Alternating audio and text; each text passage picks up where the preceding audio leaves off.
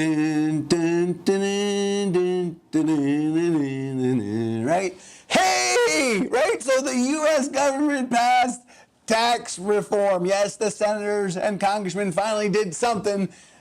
I don't know if it's going to be good or bad, but I thought we'd do a video telling you all about it. Let's see. So the big one for homeowners is they changed the tax deduction.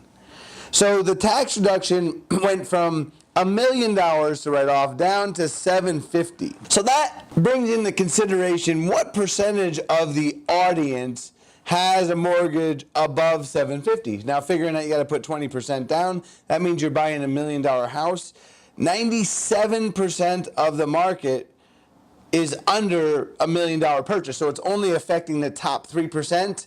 So missing, $250,000 of mortgage interest deduction, we expect to have very, very minimal impact on the Arizona real estate market. But now let's talk about the upside, because the biggie, I think, is states with large income taxes. The deduction has changed massively because now it's moved to only $10,000 that you can write off. Well, we expect this to increase demand for Arizona.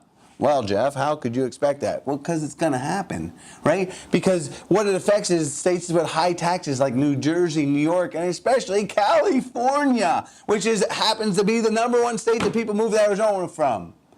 Well, if you raise taxes in California, which was already the primary reason why they were moving out of there, guess where they're going to come?